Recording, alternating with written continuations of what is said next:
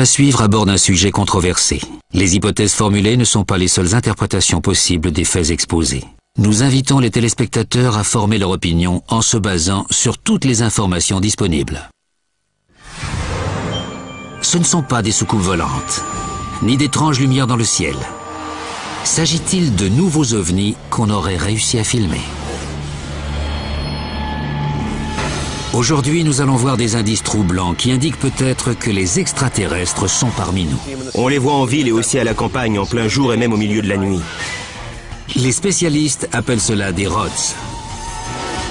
Ils volent si vite qu'on ne peut pas les voir à l'œil nu.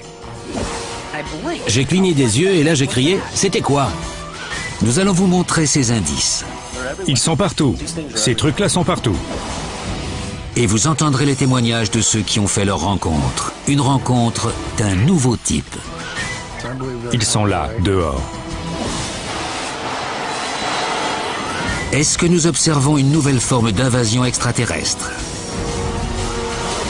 Ou est-ce que ce sont eux qui nous observent? Les Rods, c'est l'invasion extraterrestre parfaite. À vous de juger en regardant notre enquête sur ce tout nouveau phénomène qu'on appelle les Rods.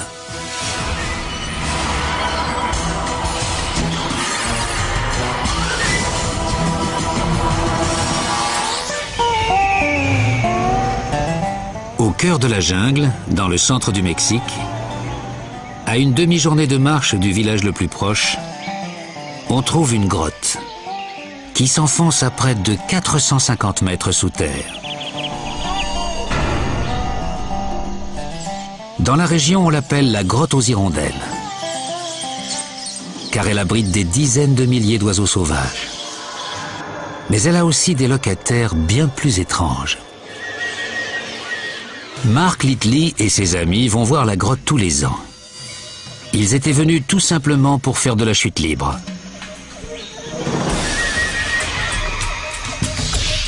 Ils allaient être surpris. Quand on est arrivé dans la grotte, c'était dément. On était sur une autre planète. On se serait cru sur la Lune ou sur Mars. Mark ne savait pas qu'il était en train de faire une rencontre d'un tout nouveau type. On était dans la grotte et on filmait tous les sauts. On ne se doutait pas une seconde qu'on allait voir tous ces rods sur la cassette. Après la diffusion de sa vidéo à la télévision, Mark a reçu un coup de téléphone qui allait changer sa vie. José Escamilla m'a appelé. Il était dans tous ses états. José Escamilla est le plus grand spécialiste de ces objets volants non identifiés qu'on appelle les Rods. Je le vois sauter dans la grotte, et là, devinez quoi? On voit des Rods partout. Il m'a pris pour un dingue. Il disait, des ovnis, des Rods, vous êtes cinglés, c'est seulement un oiseau. D'abord, je n'y ai pas fait attention. Je m'en fichais un peu. Mais au téléphone, il m'a indiqué à quelle séquence on pouvait voir des Rods sur les images. Je me suis dit, on va voir ce que ce type a vu. J'ai rembobiné la cassette, je l'ai repassée au ralenti. Avec mon caméscope, j'avais réussi à filmer ces créatures qui volaient partout dans la grotte. En observant sa vidéo de plus près, Mark est tombé à la renverse.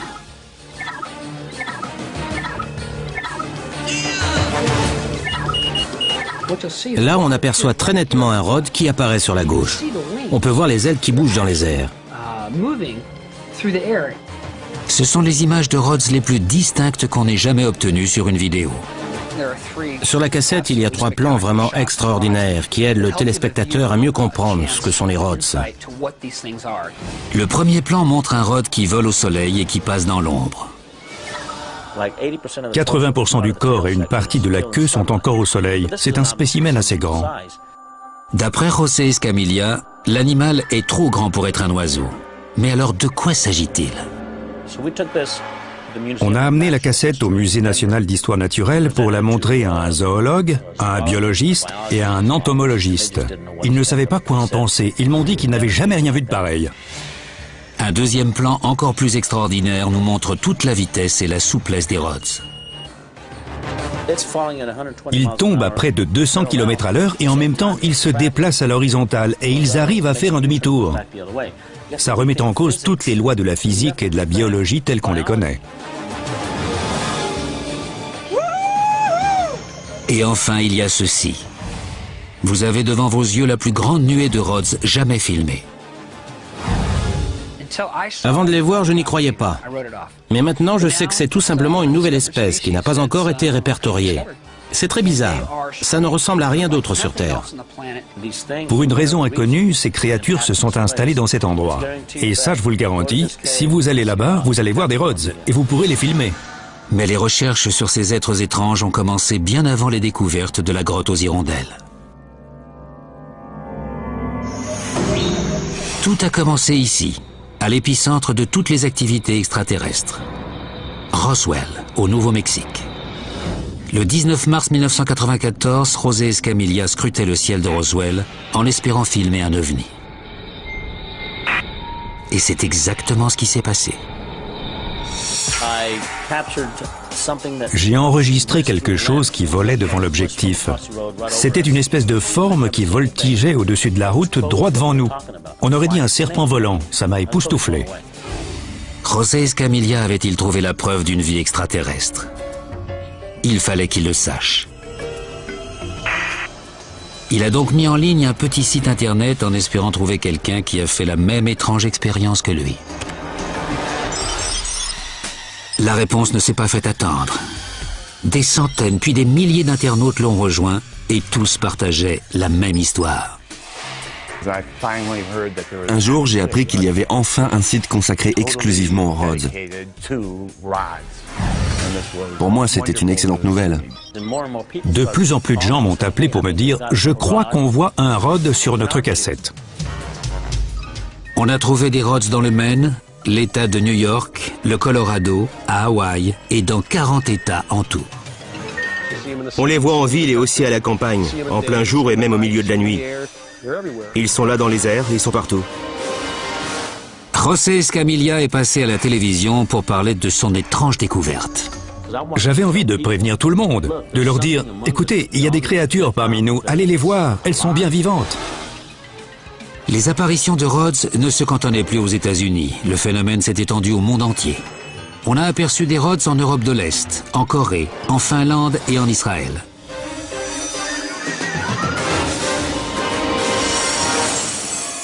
José Escamilla s'est demandé s'il n'avait pas fait la découverte du siècle. En fait, je ne tenais plus en place. Je me disais, qu'est-ce que c'est? Une espèce d'animal? Un truc vivant? On ne sait pas grand-chose de ces objets volants non identifiés pour la simple et bonne raison qu'aucun n'a jamais été capturé. Mais les chercheurs formulent des hypothèses grâce aux vidéos. C'est un animal qui se compose à l'extérieur d'une membrane de type cellulaire et à l'intérieur d'un système nerveux qui est apparemment sous forme de fluide. En ce qui concerne leurs proportions, leur largeur et leur longueur font penser à un cigare. Et de chaque côté de leur corps, sur le milieu, il y a une membrane transparente qui leur sert d'aile dans les airs et de nageoire dans l'eau. Les Rhodes font onduler ces membranes à une vitesse absolument phénoménale. Voilà donc une créature transparente, sans colonne vertébrale et qui vole à la vitesse de l'éclair. Pas étonnant que certains la croient venue d'une autre planète. Et elle est ici, sur Terre. J'ai des images où on les voit traverser la matière. On les voit passer à travers un toit. J'ai émis l'hypothèse que les Rhodes traversent les dimensions. Ce qu'il y a de sûr, c'est que ces créatures ne sont pas soumises aux lois qui régissent l'univers, comme la loi de la gravité ou celle de la physique. Pas de la même manière que nous, en tout cas. J'en ai vu s'arrêter en plein vol. J'en ai vu voler sur le côté. J'en ai vu se déplacer par groupes de 4, 5 ou 10. Et ils tournaient tous au même moment. Ces choses sont extraordinaires. J'avais du mal à le croire. Ces Rhodes que les extraterrestres nous ont envoyés sont peut-être un fléau. Un fléau que nous adresse une autre planète pour nous montrer que même une petite créature comme celle-ci peut défier les lois de notre science moderne. Les Rhodes, c'est l'invasion extraterrestre parfaite. Vous savez pourquoi? Parce qu'ils sont juste sous notre nez. Mais comme on est tellement intelligent, on n'arrive pas à les voir. Depuis quand sont-ils sur Terre? C'est incroyable, mais certains chercheurs pensent qu'ils ont toujours été là. Il est possible qu'il s'agisse d'une forme de vie ultra rapide, qui aurait constamment vécu parmi nous sans qu'on la remarque un seul instant. Est-il possible qu'en cette nuit de 1994, José Escamilla ait obtenu la preuve la plus concluante que les extraterrestres vivent parmi nous? Chaque fois que je regarde des images de Rhodes et que je vois bien que ce sont des Rhodes, je trouve ça extraordinaire et ça me donne envie de poursuivre mes recherches. Des recherches qui allaient lui causer bien des surprises. Les Rhodes sont-ils des envahisseurs extraterrestres ou des animaux de notre planète que nous ne connaissons pas encore? Jugez vous-même des indices. À Séoul, en Corée, Seo Jong-han, un ingénieur de la région, a obtenu des images extrêmement claires d'un Rhode dans une ferme abandonnée. Ils volent d'une manière très différente. Leurs trajectoires n'ont rien à voir avec celles des autres animaux. Les Rhodes ont des ailes tout autour d'eux. La même année, il a également filmé ces superbes Rhodes devant sa maison. Ils ressemblent étrangement aux créatures qui sont apparues dans d'autres parties du monde. Mais le lien avec les créatures de Corée ne s'arrête pas là. Voici un Rhode qu'un étudiant a filmé près de la province de Chungbok. C'est un ovni en forme de cigare. On l'appelle le maître du ciel. On dirait vraiment un cigare de loin. Mais vous voyez, il a des membres sur les côtés. Et il a aussi autre chose, une taille gigantesque. Il semble que ce Rhode vole derrière cette montagne au loin. Des spécialistes coréens ont calculé que cet ovni devait mesurer au moins 10 mètres de long et qu'il se déplaçait à plus de 10 000 km à l'heure. Mais les preuves de l'existence des Rhodes ne sont pas toutes sur pellicule.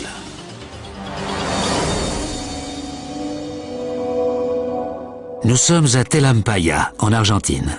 Il semble que ces images datent de plusieurs siècles. S'agirait-il de documents antiques à propos des Rhodes? Quand je les ai vus, j'ai fait « Oh, on dirait des Rhodes !» Ce sont des bâtons avec des sortes d'ondulations au niveau du torse. Ces gravures datent de milliers d'années. C'est ce qu'on appelle des pétroglyphes. Pas de doute, les Rhodes sont là depuis longtemps. En fait, il y a beaucoup de mythes et de légendes tout au long de l'histoire que l'on pourrait rattacher aux Rhodes. Nous sommes en 1986 à Crawfordville, dans l'Indiana. Tous les habitants de la ville ont aperçu ce qu'ils ont appelé un monstre céleste. D'après leur description, il faisait 9 mètres de long.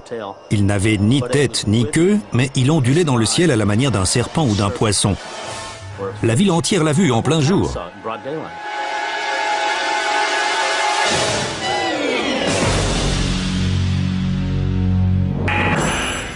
Puis entre 1956 et 1958, on a photographié des Rhodes pour la première fois dans le ciel du désert californien.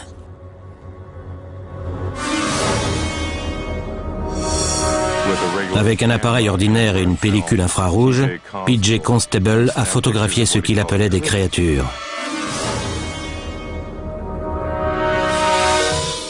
Ces photos d'archives, ces témoignages et ces dessins archéologiques pourraient-ils prouver que les Rhodes sont parmi nous depuis des siècles? Ou ces hypothèses sont-elles issues d'une simple coïncidence venue du passé? Pourquoi le nombre d'apparitions de Rhodes a-t-il explosé si soudainement? La plupart des spécialistes s'accordent à croire que c'est à cause du nombre très répandu de caméscopes.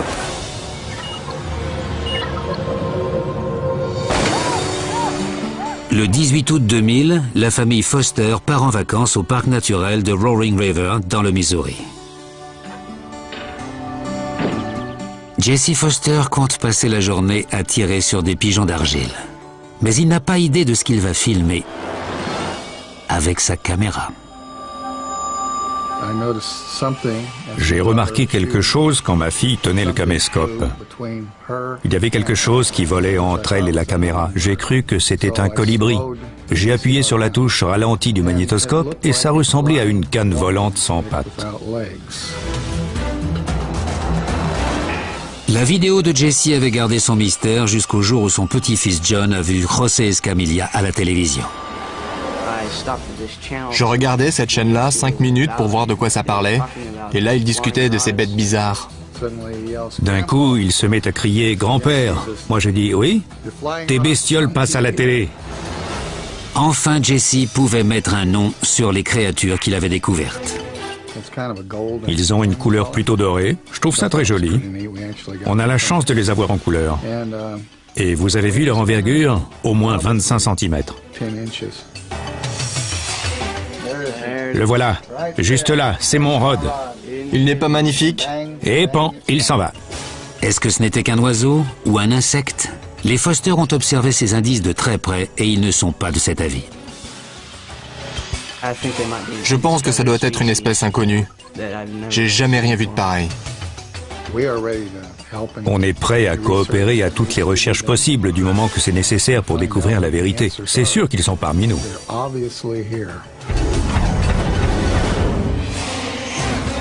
Mais les apparitions de Rhodes n'ont pas toutes été filmées au caméscope. Parmi les images les plus réussies, il y a celles que l'on voit dans ce long métrage.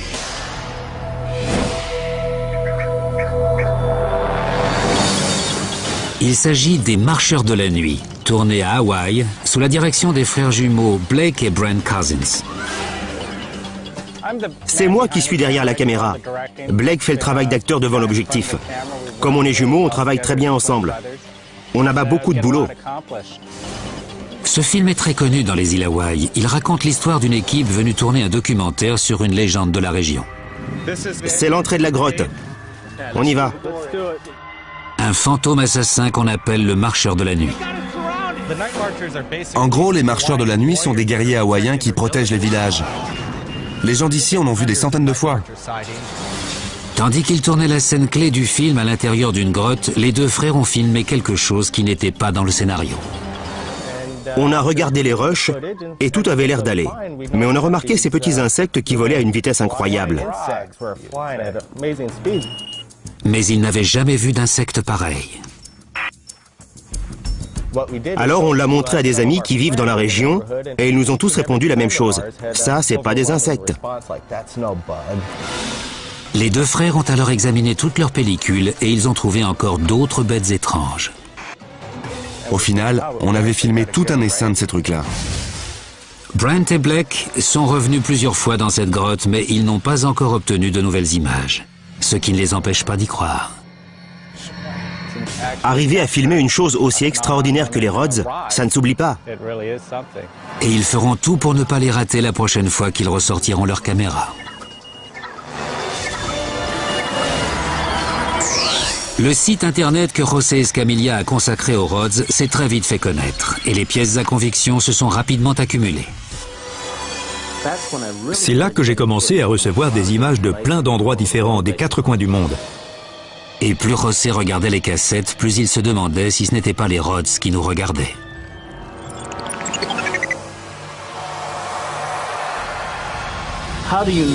Qu'est-ce qui vous dit que ces choses sont pacifiques? En fait, on n'en sait rien.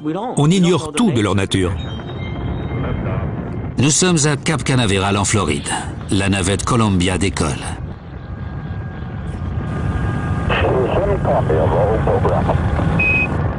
Les fusées de propulsion se séparent du bâtiment principal.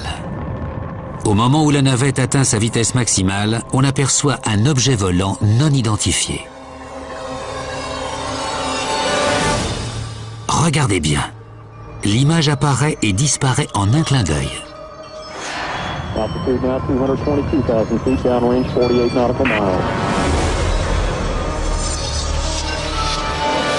Cet ovni cherchait-il à apprendre quelque chose en volant aussi près de notre navette spatiale? Cela semble inconcevable. Mais imaginez que les Rhodes soient des créatures extraterrestres dont nous ne connaîtrions pas les intentions. C'est extrêmement difficile d'exprimer ce qu'ils veulent avec des mots. D'ailleurs, je ne suis pas sûr de savoir ce qu'ils veulent.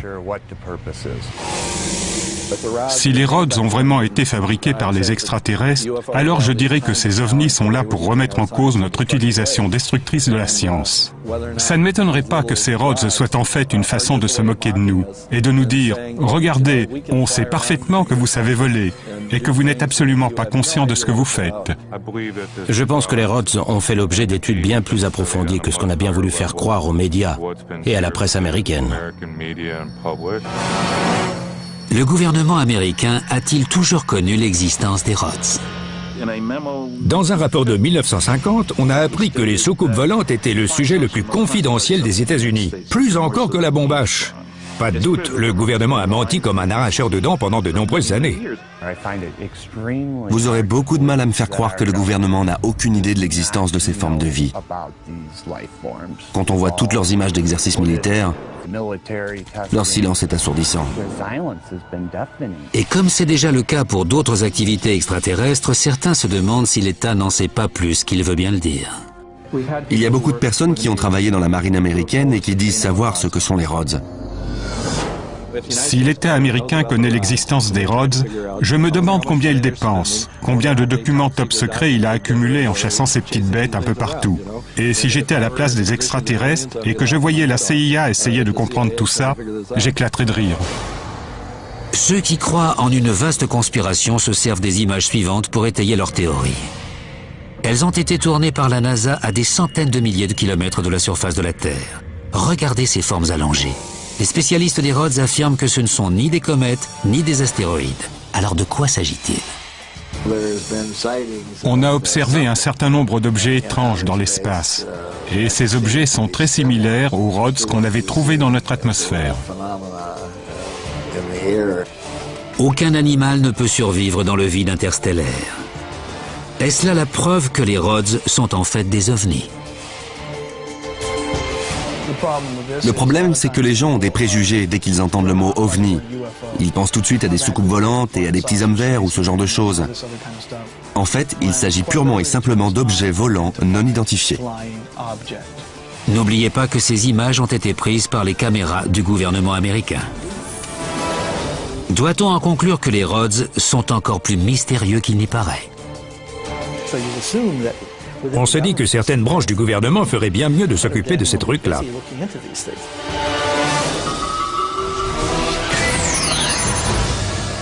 Après avoir recensé des centaines d'apparitions de Rhodes sur son site, José Escamilla s'est tourné vers la communauté scientifique. Avec des images nettes, les savants allaient-ils enfin prendre les Rhodes au sérieux? Les plus sceptiques, comme l'entomologiste Douglas Yanega, affirment que les Rhodes sont en réalité des oiseaux ou des insectes qui volent si vite que leur image devient floue sur la pellicule.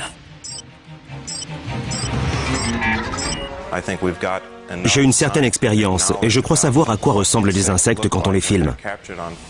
Je peux vous dire que les Rhodes ne sont rien d'autre que ça. Mais José Escamilla rejette cette critique.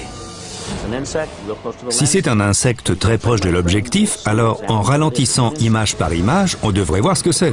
Ce serait un insecte. Pareil si c'est un oiseau. Pareil si c'est un Rhode. D'autres pensent que ce sont des reflets sur l'objectif de la caméra, des illusions d'optique causées par la lumière du soleil. Mais comment une illusion d'optique pourrait-elle bouger si naturellement? À mon avis, il y a tellement de caméras différentes, tellement de variations dans la vitesse d'obturation, que ce n'est pas un très bon argument. Selon une autre explication, les Rhodes seraient le fruit d'un défaut de la pellicule elle-même. Je n'aime pas cette théorie de l'anomalie sur la cassette. Il y a trop de cas, trop d'endroits différents et trop de témoins pour que ça puisse se résumer à ça. Le professeur Bruce Maccabee est un physicien qui travaille pour le gouvernement des États-Unis. Il fait aussi des recherches sur les images d'ovnis depuis les années 60. J'ai étudié toutes sortes de vidéos. Parfois je peux les expliquer et parfois j'en suis incapable. Nous avons mis ses connaissances à l'épreuve en lui montrant les images tournées dans la grotte aux hirondelles. La vidéo où les Rhodes apparaissent le plus distinctement. Dans le cas précis de ces Rhodes, les images que l'on voit n'ont pas d'explication. Le professeur Maccabee a passé des heures à étudier soigneusement ces images afin de savoir si les Rhodes sont des créatures vivantes. D'un côté, on se dit, je refuse de croire qu'il y a des choses qui volent dans le ciel à une vitesse telle qu'on ne peut pas les voir. Mais d'un autre côté, l'objectif a vraiment filmé quelque chose. En s'aidant d'outils informatiques et en faisant des calculs d'une grande précision, le professeur Maccabi cherche des indices qui pourraient nous aider à mieux comprendre ce phénomène. Si l'on suppose que cette chose était à 3 mètres de la caméra, elle devait être longue de 21 cm. Si elle était à 30 mètres, elle ferait 2,10 mètres de long. Vous imaginez un animal de 2 mètres qui vole tellement vite qu'on ne le voit pas? Ça m'étonnerait. Mais alors, quelle est la véritable taille des rods? Le professeur Maccabi n'en est pas certain. Mais en se basant sur les lois élémentaires de la physique, il estime qu'ils sont plus gros que tous les insectes qu'il connaît. Je ne peux pas vous dire précisément quelle est leur taille ou leur vitesse, mais j'ai obtenu des chiffres qui dépassent les statistiques ordinaires des insectes. Si les rods ne sont ni des insectes ni des illusions d'optique, alors de quoi s'agit-il? Apparemment, ce qui a été filmé est bien réel, mais je n'ai aucune idée de ce que c'est. Comme je vous l'ai dit, ces choses ne semblent pas avoir d'ailes. Le professeur Yanega affirme que les rods ne sont pas réels, et il prétend savoir pourquoi. Dès le début, je me suis dit que c'était tout simplement quelqu'un qui avait mis la main sur des photos d'insectes flous, sans comprendre ce qu'il avait vraiment devant les yeux. Le professeur Yanega a étudié les insectes pendant des années et il est persuadé que les rods ont une explication beaucoup plus simple. Lorsqu'un insecte vole dans les airs, ses ailes vont bouger à un certain rythme pendant qu'il se déplace. Le corps de l'insecte va prendre l'apparence d'une ligne droite floue, et les ailes vont former une ondulation sur toute la longueur de ce soi-disant rod. Mais d'après le docteur Maccabi, il est clair que ce que l'on voit sur les images de la grotte aux hirondelles n'a rien à voir avec des insectes flous. La longueur de la chose est réelle. On voit clairement qu'elle n'est pas accentuée par le mouvement. Le zoologue David Faulkner a lui aussi vu les images des rods. Il est convaincu que ce que l'on voit sur ces images étranges est différent de tous les animaux qu'il connaît. Parmi les millions d'insectes que j'ai étudiés, il n'y a rien qui ressemble à une chose pareille, que ce soit chez les insectes adultes ou en cours de formation. Pendant que certains continuent leurs recherches en laboratoire, d'autres travaillent en plein air dans le plus grand secret, car ils craignent pour leur carrière. Nous sommes dans un canyon reculé du sud de la Californie. 2 scientifiques partent en excursion clandestine pour photographier des rods. Le biologiste Kenneth Swartz prépare la caméra vidéo. C'est en partie pour ça qu'on est venu. On sait qu'ils existent, et si on a de la chance, on en piégera sur notre pellicule.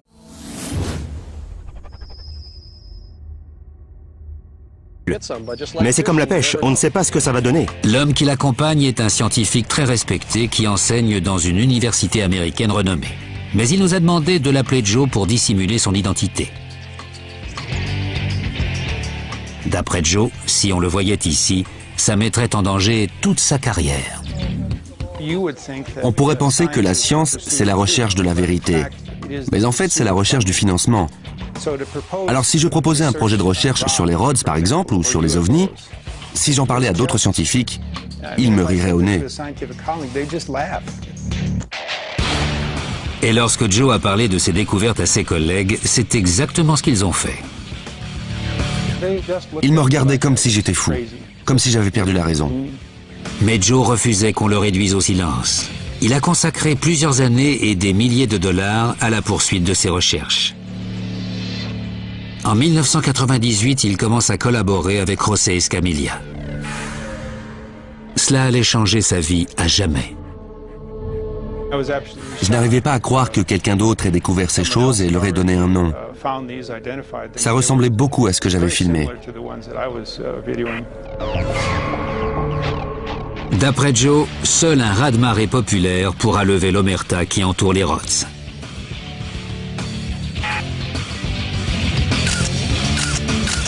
En attendant, il continue ses recherches dans le plus grand secret.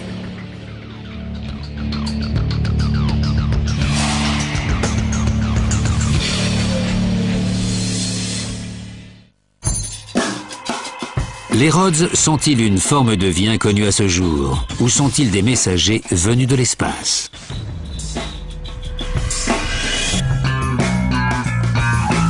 Les seuls indices dont nous disposons sont des fractions de secondes de vidéo. Les spécialistes sont unanimes. Plus on aura d'images, plus on se rapprochera de la clé du mystère.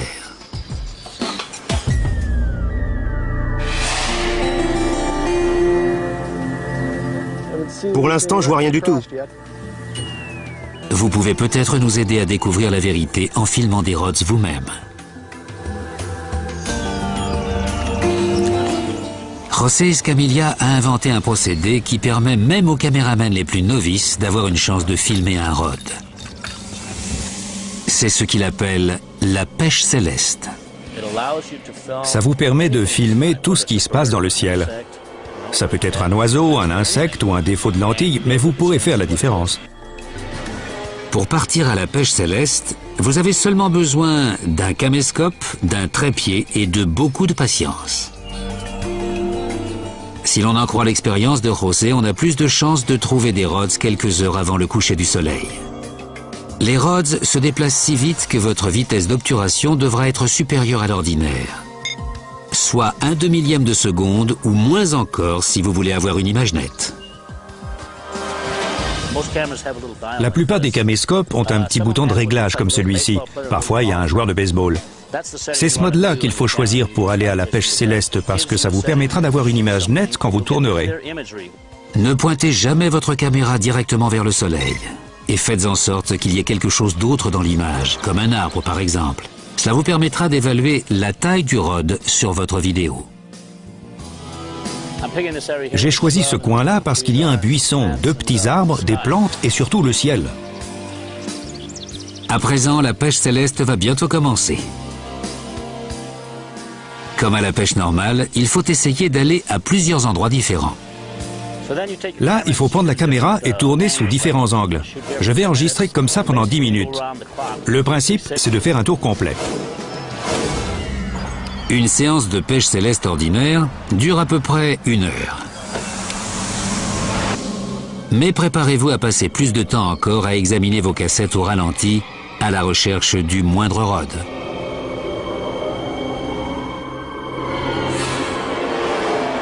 Qui sait, la vérité sur ces étranges créatures se cache peut-être en plein milieu de votre jardin. La NASA veut nous cacher la vérité. Les scientifiques veulent nous cacher la vérité. L'État veut nous cacher la vérité. Le seul moyen de savoir ce qu'il en est, c'est la pêche céleste que j'ai inventée. Essayez-la et voyez par vous-même. Attendez-vous à des surprises. Ils sont bien là.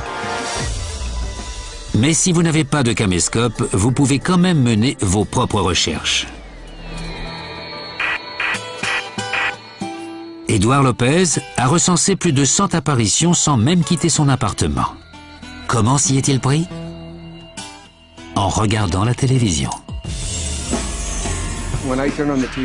Je trouve mes sources à chaque fois que j'allume la télé, que ce soit un film, un documentaire, un reportage ou un incendie en direct. Il a commencé à enregistrer ses programmes il y a 5 ans, après avoir entendu parler des recherches de José. Avant que José en parle, j'avais jamais rien vu de pareil. Rien qui ressemble à un Rhode. Mais au fur et à mesure, Édouard a appris à repérer les Rhodes, à trouver des apparitions qui auraient pu passer inaperçues. Je regarde jamais ce qui se passe au premier plan. Dès qu'on voit un peu de ciel, c'est là que je regarde tout de suite. J'écoute le son, mais je regarde ce qu'il y a au fond de l'image. Les recherches d'Édouard Lopez ne se limitent pas à un genre en particulier. Il a repéré des Rhodes dans des programmes de télé-réalité, tout comme dans des documentaires animaliers.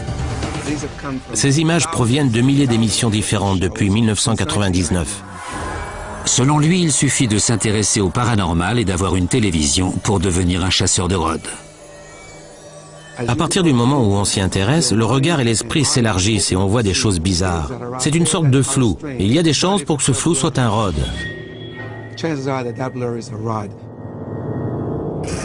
D'habitude, les images de Rhodes sont floues. Mais le pilote d'hélicoptère Luca Rostano a réussi à obtenir des spécimens très nets. Il y a 3 pattes de chaque côté et une petite queue. Il faut vraiment le voir de ses yeux. C'est très difficile à décrire. Un jour d'été, 1999, Luca et un autre pilote partent se balader au-dessus du littoral hawaïen. Pour une fois, j'avais la chance d'être passager. Donc j'avais pas besoin de m'occuper des contrôles de l'appareil et j'avais tout le temps de prendre des photos de l'île de Kauai. Luca se souvient qu'il a mitraillé ce paysage spectaculaire avec son appareil 35 mm. À l'époque, il n'avait aucune idée de ce qu'il capturait sur sa pellicule. C'était exactement ce qu'on voit aujourd'hui. C'était le même paysage que celui-là. Je me doutais pas qu'il se passait quoi que ce soit dans cette vallée, jusqu'à ce que je fasse développer les photos. Luca n'arrivait pas à expliquer les deux formes étranges qui apparaissaient sur ses photos. En tout cas, jusqu'à ce qu'il voit d'autres rods à la télévision. J'arrivais pas à le croire. On parlait à la télé de ce que j'avais sur ma pellicule. Il savait enfin à quoi il avait affaire.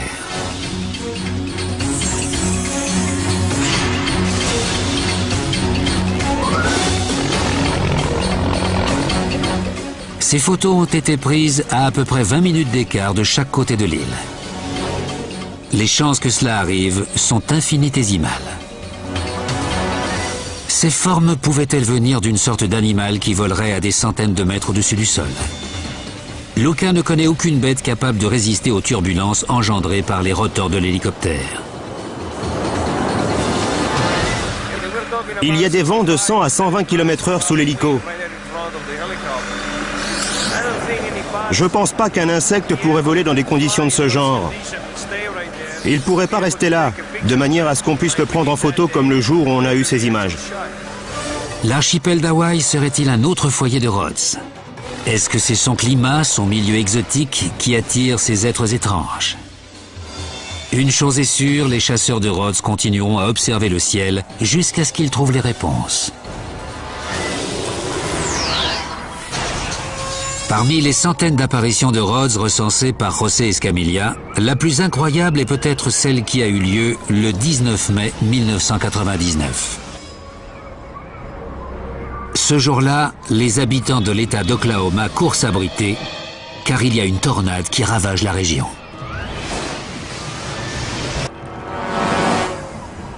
Les caméras de télévision enregistrent une catastrophe naturelle impressionnante.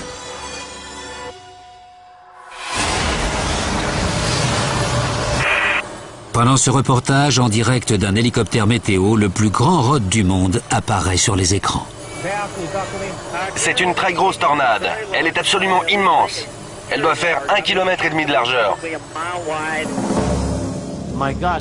Et là, mon Dieu, on voit un rod sortir de ce qui a été la pire tornade de toute l'histoire d'Oklahoma City en mai 1999. Si l'on en croit José Escamilla, la forme blanche qui surgit des nuages serait un rod immense de 15 mètres de long. Serait-ce un arbre arraché par la tempête? José n'est pas de cet avis. La forme apparaît et disparaît en un trentième de seconde. Qu'est-ce qui serait capable d'une chose pareille, sinon un rod? L'hélicoptère est à 900 mètres au-dessus du sol. La caméra nous montre un rod qui arrive et qui repart au milieu de vents qui vont à presque 500 km/h. Et si celui-là fait 15 mètres de long, on peut se demander jusqu'où leur taille peut aller.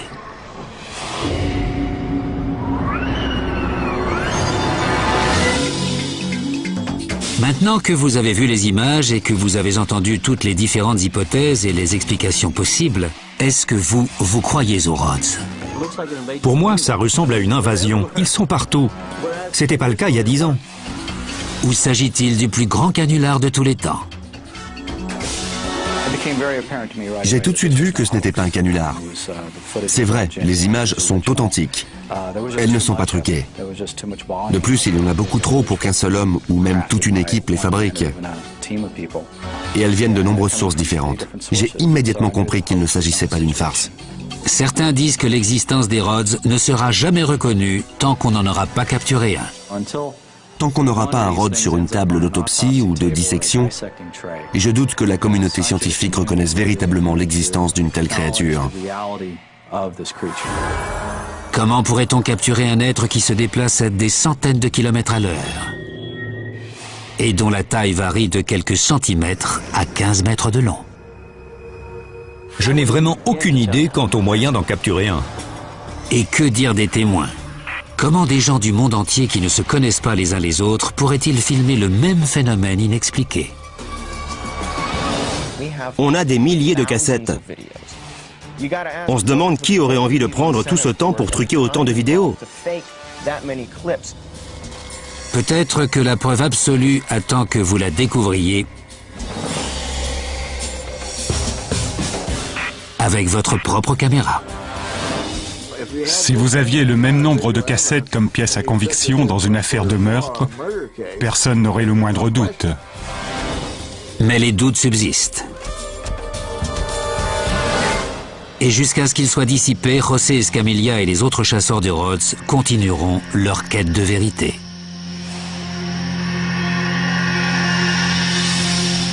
Plusieurs fois, je me suis dit, au fond, à quoi ça sert? Pourquoi je fais tout ça? Mais vous savez pourquoi? C'est parce que je veux découvrir ce que c'est.